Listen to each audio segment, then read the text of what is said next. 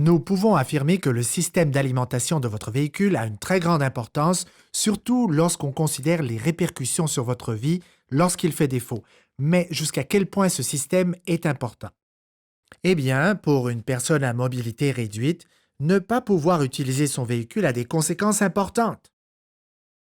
De façon générale, emprunter le véhicule d'un voisin lorsque le nôtre est brisé, ce n'est pas une option. Et les conséquences d'un incendie causé par une fuite de carburant sont toujours graves, quelles que soient les circonstances. Vous ne devriez jamais faire de compromis sur l'intégrité et la fiabilité du circuit d'alimentation de votre véhicule. Il est tout à fait justifié de se demander comment les entreprises de conversion remettent le circuit d'alimentation en place après l'avoir enlevé pour abaisser le plancher. Laissez-moi vous montrer ce que je veux dire. Comme vous pouvez le voir, ici, les conduites de carburant d'origine ont été remplacées dans le cadre de la conversion. En fait, cela est logique. Vous pouvez vous imaginer que pour abaisser le plancher de plusieurs pouces, il faut redresser et replier les conduites dans des configurations différentes de celles prévues par le manufacturier automobile. Tordre et plier les conduites exerce des contraintes, ce qui peut entraver le débit de carburant et causer d'autres problèmes. Alors, il est logique d'utiliser des conduites neuves, sauf si elles présentent des problèmes qui compromettent la performance du véhicule et votre sécurité. Une conduite de mise à l'air libre flexible ne pose pas de problème, mais un tuyau flexible haute pression raccordé au moteur comme ceci n'est peut-être pas la meilleure idée. La grosseur des tuyaux et des tubes de rechange est aussi un problème. Un tube d'alimentation trop petit peut affecter la performance du véhicule, donc ce n'est peut-être pas un bon choix. Ici, les embouts de la conduite sont fixés au moyen de colliers de serrage. Il suffit de mal serrer ces colliers et on peut se retrouver avec des problèmes associés au voyant, check engine ou pire encore, de fuite de carburant. Mais ce n'est pas tout. Ici, on a utilisé des attaches de type P pour fixer les conduites au châssis. Le problème avec ce type d'attache, c'est qu'elle nécessite l'utilisation de vis autotaraudeuses qui traversent le châssis du véhicule, augmentant ainsi le risque de corrosion. Si on essaie d'enlever ces conduites, on risque d'user le filetage des vis. Il faudrait alors utiliser des vis plus grosses ou refaire les filets pour raccorder les conduites, ce qui augmenterait le risque de corrosion. Mais ce n'est pas ce qui nous préoccupe le plus. Ici, les conduites de carburant reposent directement sur le châssis du véhicule, de sorte que chaque vibration en provoque l'usure. Les conduites sous pression ne devraient jamais être exposées à l'usure. Les entreprises de conversion de véhicules avec plancher abaissé doivent réinstaller le réservoir de carburant derrière l'essieu arrière et se conformer à certaines normes de performance. Mais ce ne sont pas elles qui se retrouveront sur le bord de la route si le circuit d'alimentation fait défaut. Et ici, que remarquez-vous? Le réservoir est retenu par des barres transversales. Alors, en cas de collision arrière, qu'est-ce qui retiendrait et empêcherait le réservoir de se déplacer vers l'avant? Bon, jetons un coup d'œil au réservoir de carburant d'une autre entreprise. À regarder le réservoir, on ne devinerait pas qu'à l'origine, les barres de retenue allaient d'avant en arrière. Mais ici, le réservoir et les barres de retenue ont été tournées de 90 degrés, de sorte que les barres sont maintenant installées transversalement, ce qui est tout à fait à l'opposé de ce que le manufacturier automobile a fait. Pourquoi?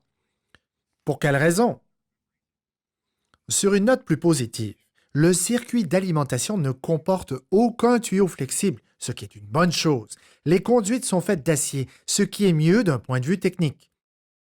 Puis, vous voyez ceci, une conduite d'évaporation pliée qui frotte contre le châssis. Juste ici. Cette conduite n'a pas été acheminée correctement en plus d'être trop longue. On dirait qu'on a voulu couper les coins ronds, prendre un raccourci. À mon avis, ce n'est pas un raccourci acceptable. Malheureusement, sur le prochain véhicule, nous rencontrerons aussi des problèmes avec les conduites de carburant qui sont fixées au véhicule à l'aide d'attaches de type P et de vis autotaraudeuses. On remarque ici que les conduites sont protégées par un tube en plastique ondulé, mais ça ne suffit pas. Rien n'empêche les conduites de frotter l'une contre l'autre, ce qui à la longue peut causer l'accumulation de débris et la formation d'humidité. Un peu d'usure, une fissure ou une entaille dans le revêtement et la corrosion gruge les conduites de carburant. Cela est tout à fait contraire aux spécifications du manufacturier automobile. Alors, comment faire mieux que ce que nous avons vu?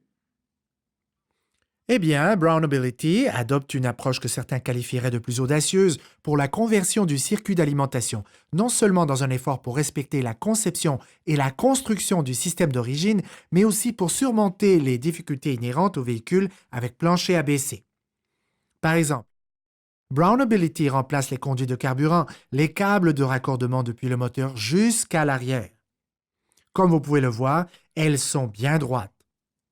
Les conduites sont pliées de façon à épouser le contour du châssis et suivre le chemin prédéterminé.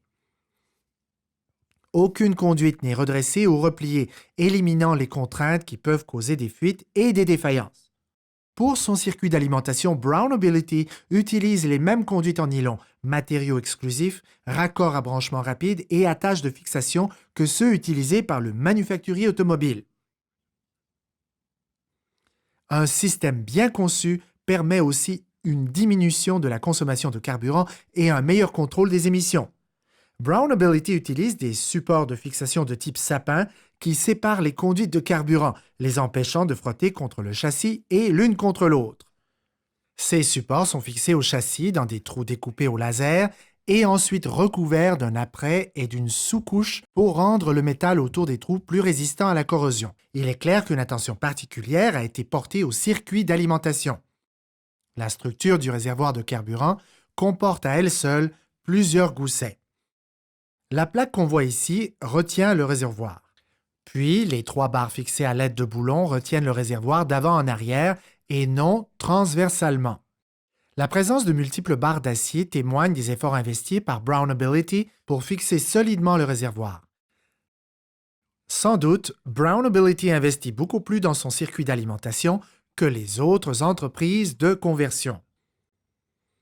Alors pourquoi Brownability consacre autant d'efforts et d'argent dans la conception et la fabrication d'un circuit d'alimentation, surtout lorsque la plupart des consommateurs croient que tous les véhicules sont essentiellement identiques? Pourquoi Brownability y met autant d'efforts? Ou peut-être, pourquoi les autres entreprises ne font pas pareil? C'est à vous de choisir.